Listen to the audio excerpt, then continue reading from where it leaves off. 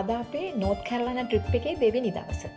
අපි අද යන්නේ ග්‍රේට් ස්මෝකි මවුන්ටන්ස් නැෂනල් පාර්ක් එකට. කනලොක්ටි විසිටර් සෙන්ටර් කියලා එතන එන්ට්‍රන්ස් එකට යන්නේ. මේක ලොකු පාර්ක් එකක් ඉඳලා එන්ට්‍රන්සස් කීපයක් තියෙනවා. ඒ එන්ට්‍රන්ස් එක ළඟ ග්‍රාස්ලැන්ඩ්ස් තියෙනවා. ඒකේ එල්ක් ඉන්නවා කියලා උගත් දෙනෙක් කියලා තියෙනවා. එකක් වෙලාවට දකින්න පුළුවන් කියලා. විශේෂයෙන් early morning. දැන් නම් early morning නෙමෙයි නමුත් ඒ බලාපොරොත්තුවත් ඇතුව තමයි යන්නේ. ප්‍රධාන දේවල් කීපයක්ම තියෙනවා බලන්න. එකක් එල්ක් කියන ගෝනුන් බලන්න. ඊළඟට මේ ග්‍රේට් ස්මෝකි මවුන්ටන්ස් වල උසම තැන කියලා කියන ක්ලින්මන්ස් ඩෝම් එකට යන්න. ඊළඟට අපි අර කලින් වීඩියෝ එකේදීත් කියපු ඇපලේචියන් ට්‍රේල් එකේ ටික දුරක් යන්න. On the Appalachian Trail. famous black bear.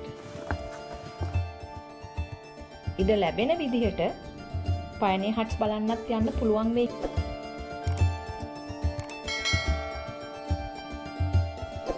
උදෙන්ම පිටත් වෙන්න හිතුවට අපි පිටත් වෙද්දී හොඳටම එළිය වැටිලා. ඊයේ මහන්සියටත් එක්ක හැමෝටම නිින්ද ගිහින්.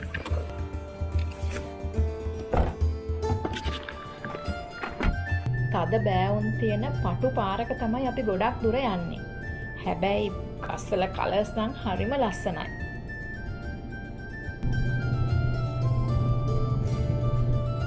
School bus stop. හෙඩ්. හෙඩ්ුණාද ඉතින් මේ පාරේ මං කියන්නේ නිකන්. පාරේ තමයි ඉස්කෝලේ යන්නේ. පාරේ ඉස්කෝලේ යන්න තියෙනවා. ආවේ නෙමෙයි. ඒ පාරේ නෙවෙයි හරිම ලස්සනයිනේ. මේ පටු පාරේ තද පල්ලම් වල ඩ්‍රයිව් කරන එක මහේන්ද්‍රට නම් හොඳ ඩ්‍රයිවිං එක්ස්පීරියන්ස් එකක් මම හිතන්නේ. දැන් අපි නිම්නයට බැහැලා.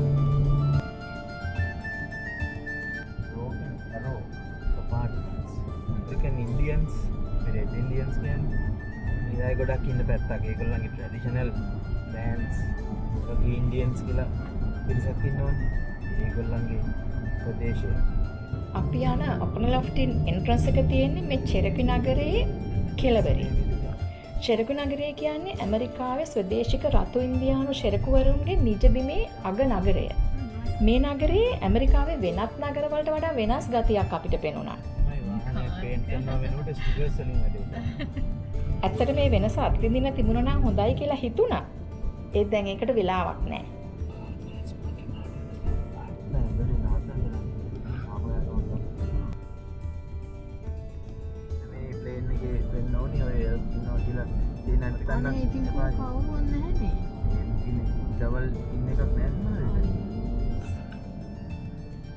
ඔන්න දැන් අපි විසිටර් සෙන්ටර් එකේ කාර් පාක් එකට ආවා. ඒත් දැන් ටිකක් දවල් වෙලා හොඳටම එළියත් වැටිලා. එල්ක් බලන සිහිනය බොඳ වුණා කියලා ටිකක් දුකකුත් ආවා. ඒත් මිනිස්සු තනබිම හරහා ගඟ පැත්තට යනවා. ඒ හරි එල්ක් ඉන්නවද? මේ ප්ලේන් එක ග්‍රාසි ප්ලේන් එක මේකේ තමයි එල්ක් ඉන්නවා කියලා කියන්නේ. සාමාන්‍යයෙන් 40ක් විතර ඉන්නවලු. හරියට අර හෝටන් ප්ලේන්ස් වල මේ පාක් ඔෆිස් එක ළඟ මේ ග්‍රාස්ලැන්ඩ් එකේ සාම්බර් ඉන්නේ ගෝන්නු. ඒ ගෝන්නුන්ටම කිට්ටු විදිහ එක්කෙනෙක් නේ එල්ක් කියන්නේ. දැන් ඇත්තටම ඉස්සර මේ ලංකාවේ ගෝන්නුන්ටත් ඔය බ්‍රිටිෂ් අය එහෙම ඒ කාලේ අධිරාජ්‍යවාදී කාලේ එල්ක් කියලා තිබුණා සමහරු. මේ ඉන්නේ තනි පිරිමි සතෙක්. මෙයා නම් මිනිස්සුන්ට උඟක් පුරුදුයි වගේ. කිසි ගානක් නැතුව ඉන්නවා. ඒ කියන්නේ ලංකාවේ ගෝනට වඩා චුට්ටක් පොඩි ගෝන්නුවක් කියලා. රෙඩ්ඩිය කියන සත්තුන්ගේ උපවිශේෂයක්. එයාලගේ අන්තට්ටුව අපේ ගෝන්නුන්ගේ අන්තට්ටුවට වඩා ගොඩක් අතු විහිදුණු විසිකුරු එකක්.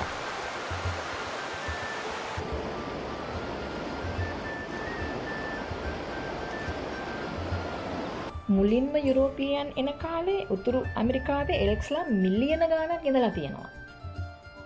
හැබැයි පස්සේ මේ අධික දඩයමයි සත්තුන්ගේ වාසස්ථාන නැතිවීමයි නිසා එයාලා මේ ප්‍රදේශවලින් නැති වෙලා ගිහින්. ඊට පස්සේ 2001-2002 අවුරුදුවලදී පරිශනාත්මකව ඒගොල්ලෝ නැවත හඳුන්වා දීමක් කරලා තියෙනවා මේ ප්‍රදේශෙට. ඒ කියන්නේ රීඉන්ට්‍රොඩක්ෂන් එක. මේ ඉන්නේ රීඉන්ට්‍රොඩක්ෂන් එකෙන් ඇති වුණු සත්තු. එයා කැලේට යනවා. අපිත් ආපහු යන්න. යන ගමන් පයනියර් හට්ස් බලන්නත් පුළුවන්.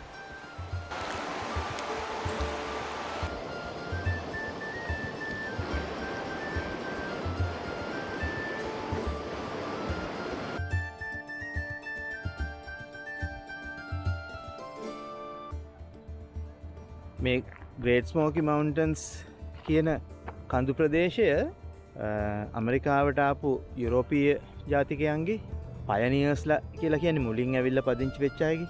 ඒගොල්ලන් ඇවිල්ලා පදිංචි වුණු ප්‍රදේශයක්. ඒගොල්ලෝ මේ මුල් කාලේ හිටපු විදිහට ඒ තිබුණු ගෙවල් ඒවා සංරක්ෂණය කරලා එහෙම තියෙනවා. දැන් මේ තියෙන්නේ එහෙම පයනියර් හට් එකක්. මේ තියෙන්නේ යුරෝපීය පයනියර්ස්ලාගේ මවුන්ටන්ස් ෆාම් එකක ගොඩනැගිලි. මේවා පාක් එකේ විවිධ තැන් වලින් එකතු කරගත්තු ඇත්තම පැරණි ගොඩනැගිලි. මේ වැටවලුත් එහෙමයි.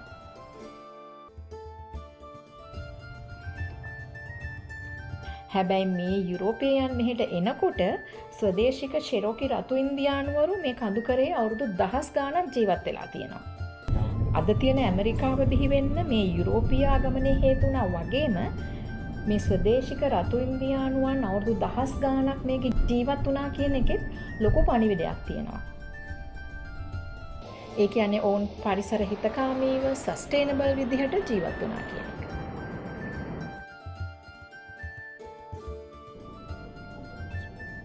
දැන් අපි යන්නේ ක්‍රීමන්ස් ඩෝම් වලට. දැන් යන්නේ හයික් එකක් යන්න. ඒ පැත්ත ටිකක් බිසි වගේ කියලා හිතෙනවා. අපේ පිටිපස්සෙන වාහන පොලිමට එනවා. ගියපු අයත් පොලිමක් ඉස්සරහින් එනවත් පේනවා. උදේම ගියේ නැත්නම් පාකිනුත් ටිකක් අමාරුයි කියලා තිබුණා. මේ රිවිව්ස් වල එහෙම කලින් ඉතින් බලනවා මොකද වෙන්නේ කියලා. ග්‍රේට් ස්මෝකි මවුන්ටන්ස් නැෂනල් පාර්ක් එකේ වනබිම්, තනබිම්, ගංගා පහු කරගෙන අපි දැන් යන්නේ ඉහළ කඳුකරේට.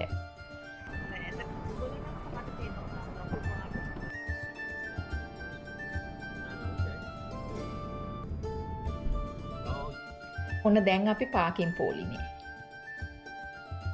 හැබැයි හිමින් ඉස්සරහට යනවා. වැඩි වෙලාවක් ගියේ නෑ. අපිට පාරායින තැනක් හම්බුණා පාක් කරගන්න. දැන් ඉතින් හයික් එක පටන් ගන්නයි තියෙන්නේ. බලන්නකො ලස්සන. හරිම ලස්සනයි. කඳු පන්ති 8ක් විතර තියෙනවා එක දිගට. පේනවද අර කඳු අතර නිල් පාටට තියෙන මීදුම? ඒ නිසා තමයි මේකට ග්‍රේට් ස්මෝකි මවුන්ටන්ස් කියලා කියන්නේ. ඒක හැදෙන්නේ ඒ තියෙන ගස් වලින් පිට වෙන වාෂ්පශීලී සංයෝග හරහා ඉර එළිය ගමන් කිරීමෙන්.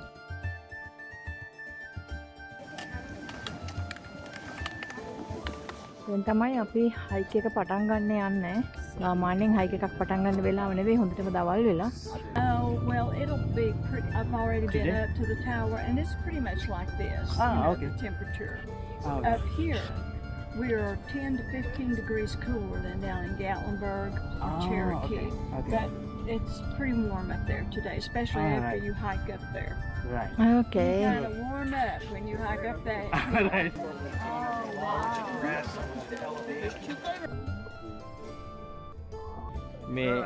මේ වගේ කන්දක් එහෙම නගින්න කැමති කට්ටියට ගල් කන්දක් එහෙම එකකුත් තියෙනවා. පොඩි ඇඩ්වෙන්චරස් දෙයක්.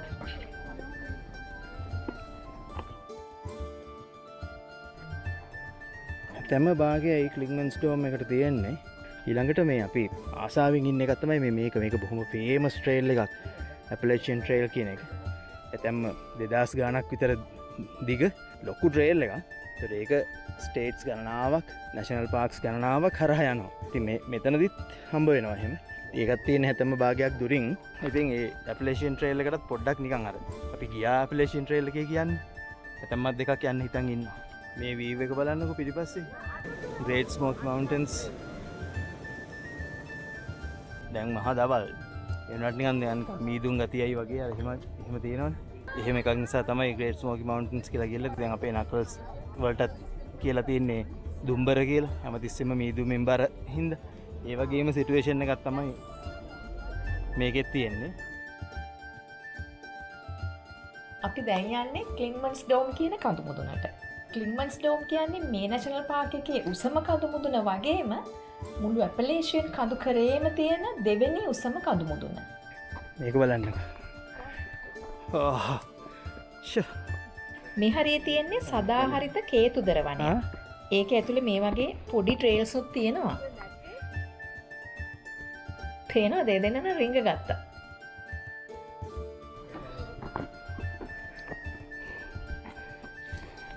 ස්ටීප් හයික් එකක් බව හොඳට පේනවා නේද? ඔය වීඩියෝස් වල එහෙම කියලා තිනවා මේක half mile උනාට ඒ half mile කියන එකෙන් රැවටෙන්න එපා. මේ එලිවේෂන් ගේන් එක නිසා අපහසුයි කියලා. ඒ ගොඩක් දෙනෙක් තැන් තැන් වල නවතිනවා. අපිට හති හොඳටම ලොකු වර්කවුට් එකක් කරලා මහන්සි වුණා වගේ තමයි දැනෙන්නේ. තාම මං හිතන්නේ එහෙතම කාලක් ඕන නැහැ.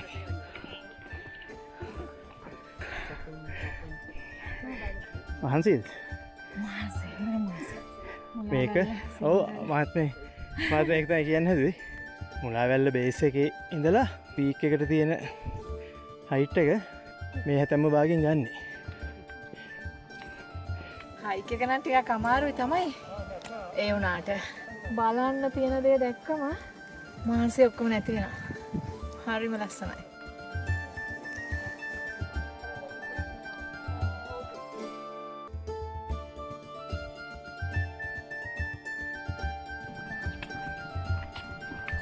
මේ හයික් එකේදී මම ට්‍රෙකින් පෝල්ස් පාවිච්චි කළා. ඒකේ සෑහෙන්න පහසුවක් තියෙනවා විශේෂයෙන්ම දනහිස් වලට. එතන තියෙනවා උස ටව එකක්. ඔයාලා අපේ එවර්ග්ලේඩ්ස් වීඩියෝස් බැලුවා නම් එවර්ග්ලේඩ්ස් වල තිබුණු ටව එක වගේම ලොකු ටව එකක් මෙතන තියෙනවා. ඒක උඩට ගියාම ලස්සන වීව් එකක් පේනවා වටේම. මෙන්න මෙතන තියෙන ටව එක. ඒ වගේමයිනේ. ඒ වගේමයි. මේ දෙක අතර සෑහෙන හෙල්ප්ෆුල්.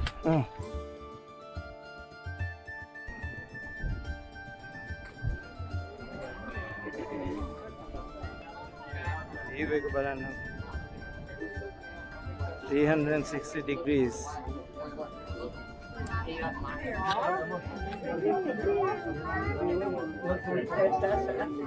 See, තව එක උඩ එවර්ග්ලේඩ්ස් තව එකටත් වැඩිය busy.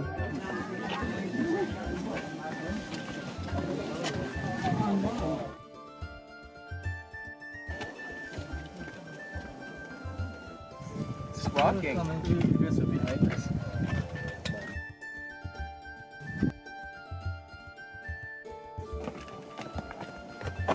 just don't like how my hair looks.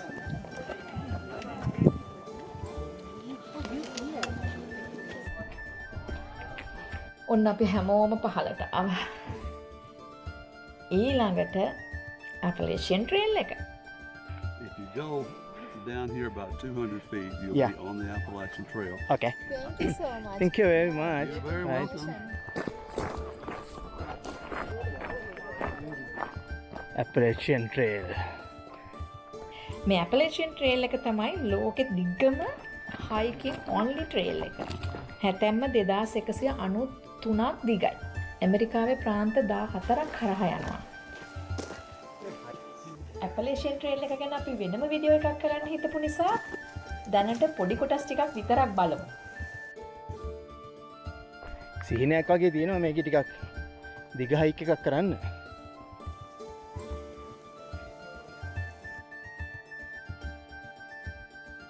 මේ හරියේදී කඳු නාරටිය දිගේ යන්නේ. ඉතින් ටිකක් රළුයි.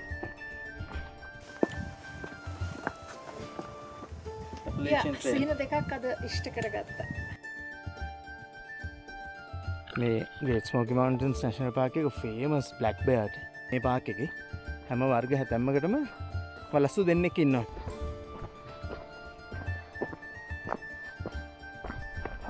මේ බලන්නකෝ වීව් එක.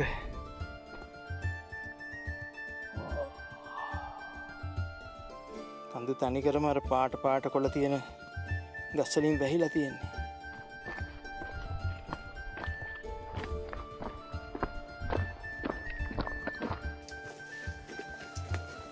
අවුරුද්දකදී සාමාන්‍යයෙන් මිනිස්සු මිලියන 3ක් මේ ට්‍රේල් එක පාවිච්චි කරනවලු. ඉතින් මේ අවුරුද්දේ ඒ මිලියන 3 බැක්යාඩ් හයිකර්ස්ලාත් ඉන්නවා.